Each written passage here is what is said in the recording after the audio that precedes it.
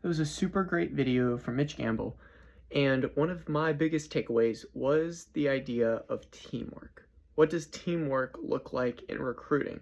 I mean, I know I've never personally interviewed for a job, but I think one thing I can easily fall into is thinking that a job interview isn't about the relationship I'm building in the future, it's what I'm showing in that moment. But one thing that he really harped on a lot was the fact that in that moment, they're not necessarily just trying to see if you'd be a good fit in that moment, but whether you could become a good teammate in the long run. And so instead of simply walking into that interview trying to answer the questions as quickly as possible and sound like the smartest guy on the block, showing your competencies, but doing it in a way that's kind, winsome, and shows that you actually could be someone to work well with other people. The second was a really good tip on how to pick what you dress.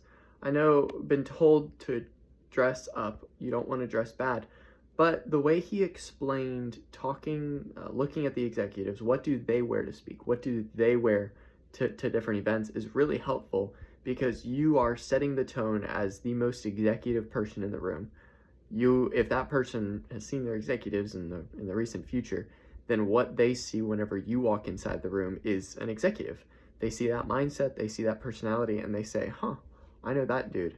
And this guy dresses like him. And so he has something together. But that just plays back into the idea of teamwork. If you're going to be a good team player, then you're going to take on their core mission. You're going to know their core values. You're going to be the one that everyone wants to be friends with because you do good work, number one. You're not a drag to be around. But then you're also not a jerk. You know how to talk with people and you know how to be a good employee and friend. Teamwork is important not just after the interview once you get the job, but during the interview as you're trying to get the job. That was probably my biggest takeaway of the entire 20-minute video. So thanks.